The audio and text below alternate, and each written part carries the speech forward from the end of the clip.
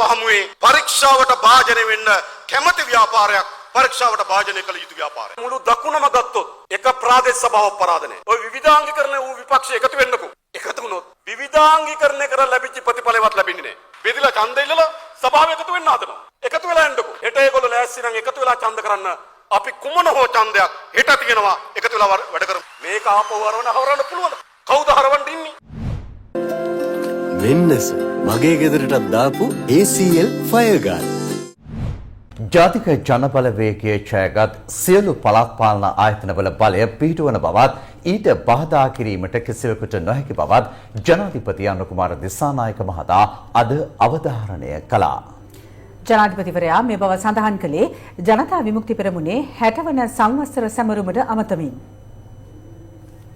ජනතා විමුක්ති පෙරමුණේ 60 වැනි සංවත්සර සැමරුම අද පැවැත්වුණේ කොළඹ විහාර මහදේවී එලිමහන් රංගපීඨයේදී පක්ෂයේ නායක ජනාධිපති අනුර කුමාර දිසානායක මහතාගේ ප්‍රධානත්වයෙන් පැවති සැමරුමට ප්‍රධාන ලේකම් ටිල්වින් සිල්වා මහතා ඇතුළු විශාල පිරිසක් එක්ව සිටියා.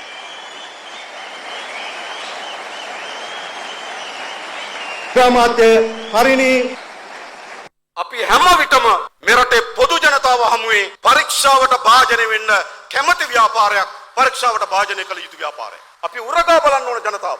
අද කොතනද මේ ව්‍යාපාරය තියෙන ජනතාව ගාව? දැන් මේ විවිධ නිර්වචන දෙන පළාත් පාලන මැතිවරණ නම් බලන්න. ප්‍රබන්ධ නායකයෝ දී කරපු මැදමුලන කොට්ටාසෙත් පරාදයක්. කොළඹ නගරාධිපති අපේක්ෂකෙක් බීම සඳහා තරඟ වැදුණු ගොරැල්ල දකුණු කොට්ටාසය අපේ පොඩි සහෝදරියකට පරාදයි. මුළු දකුණම ගත්තොත් එක ප්‍රාදේශ සභාවක් පරාදනේ. බස්නාහිර ගත්තොත් කළුතර දිස්ත්‍රික්කයේ 3ක් කරනකොට මුළු බස්නාහිරම ප්‍රාදේශ සභාව ජයග්‍රහණය කරලා තියෙනවා. මුළු සබරගමුවේම සියලු ප්‍රාදේශ සභා ජයග්‍රහණය කරලා තියෙනවා. වයඹ කල්පිටිය හැර අනිත් ඔක්කොම ජයග්‍රහණය කරලා තියෙනවා. අතිශය දුෂ්කර නුවරඑළිය 12න් 10ක් දිනලා තියෙනවා. පෙරදුණු 12 සම 6යි 6යි 5යි 5යි.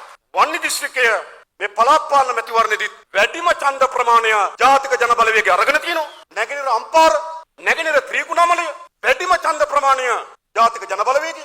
මඩකලපුව මහා ඡන්දයට සමාන ප්‍රතිශතයක්. කිල්නොච්චේ සහ යාපනයේ දෙවනි ස්ථානය. යාපනයේ නගර සභාවේ මන්ත්‍රී දුර 10ක්. ඔය විවිධාංගීකරණය වූ විපක්ෂ එකතු වෙන්නකෝ. එකතු වුණොත් විවිධාංගීකරණය කරලා ලැබිච්ච ප්‍රතිඵලවත් ලැබෙන්නේ නැහැ. බෙදලා ඡන්ද ඉල්ලලා සභාව එකතු වෙන්න හදනවා. එකතු වෙලා යන්නකෝ. හෙට ඒගොල්ලෝ ලෑස්ති නම් එකතු වෙලා ඡන්ද කරන්න අපි කුමන හෝ ඡන්දයක් හෙට තියෙනවා එකතු වෙලා වැඩ කරමු. මේක ආපහු හරවන්න පුළුවන්ද? කවුද හරවන්න ඉන්නේ?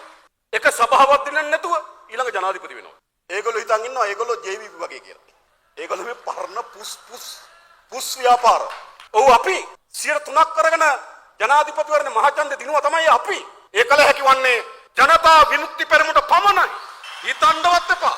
මේ ජනතාව කියන උරගලේ අපේ ජාතික ජනබලවේගය කියන ආණ්ඩුව ව්‍යාපාරය නැවත උරගා බලන්න ඕනේ. මතක තියාගන්න. අපි හෘද සාක්ෂියට අනුව වැඩ කරනවා. අපිට මේක අලුත් පරිච්ඡේදයක්.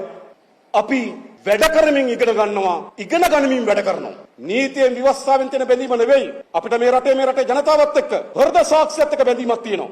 අපි මේ රටේ ජනතාවට එක සහතිකයක් දෙන්නම්. මේ රට ගොඩනැංවීම පිළිබඳ තිබෙන අසීමිත ආසාවෙන් ඒ හෘද සාක්ෂියෙන් යුතුව අපි වැඩ කරනවා. සමහර අය කියනවා පේනවා මදි කියලා. බය වෙන්න එපා. මම කලින්ම කිව්වා එඩිතර භාවය කියන්නේ ඇඟේ හයිය නොවන බව. ඇඟේ හයියෙන් ඕනනම් විධායක බලය තියෙනවා. පාර්ලිමේන්තු තුනෙන් දෙකක් තියෙනවා. මේ සමහර අය එළියන්නේ මොනවද කරන්න බැරි කියලා. ඒ ඇඟේ හයියට. අපි ඇඟේ හයියට නෙවෙයි එඩිතර භාවය ගන්න. નિયમિત තන નિયમિત හැරවීමේ තීන්දුව ගන්න. අපි එඩිතර වෙනවා. බලේ බලවත්භාවය අපේ ඇඟෙන් මනින්න දෙන්න එපා. කරුණා කරලා කියන්නේ මහතුරු. ඒක රෝමයේ වහල් යුගයට අයිති ඇඟේ දේශපාලනය. අද තියෙන ඇඟේ දේශපාලනය නෙවෙයි. ඒ නිශ්චිත තැනදී පැකිලීමකින් තොරව අදාළ තීන්දුව නිසි බරෙන් ගැනීම සඳහා තිබෙන එඩිතර භාවය. ඒක තියෙනවා මේ පක්ෂේ. ඒක තියෙනවා මේ ආණ්ඩුවට. ඒම මදි කියලා කවුරු හරි හිතනවා ඇඟෙනුත් එකක් දෙකක් ඕන කියලා නම් කියන්න කෙලින්. අපිට කියන්න කෙලින්. එහෙමත් ඕනනම් කියන්න. ඕනද? රයිට්. එහෙනම් හෙට තව සති දෙක තුනක් යනකොට බලාගන්න එක.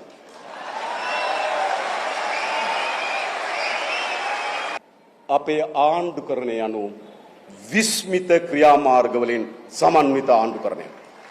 අපි වැරදි හදා ගන්නවා. අඩුපාඩුකම් තේරුම් ගන්න. ඒකට අපේ අභ්‍යන්තර හොඳ සංවාදයක් තියෙනවා.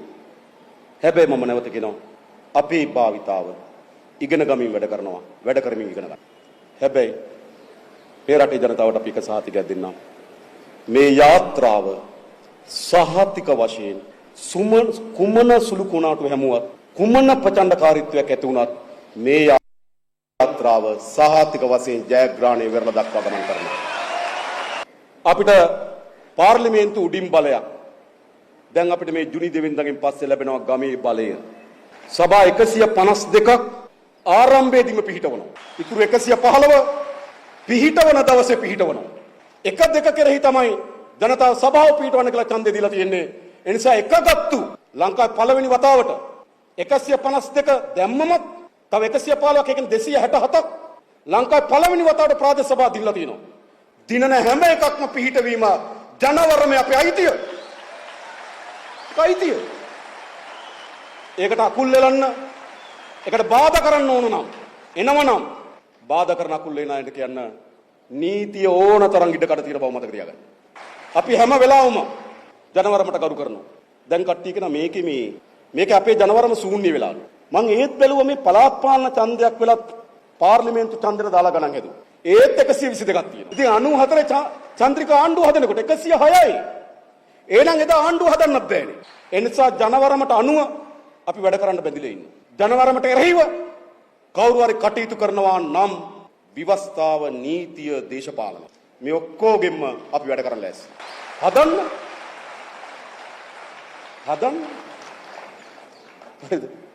හදලා පුළුවන් නම් මාස 3-4ක් යන්න එච්චර මං කියන්නේ.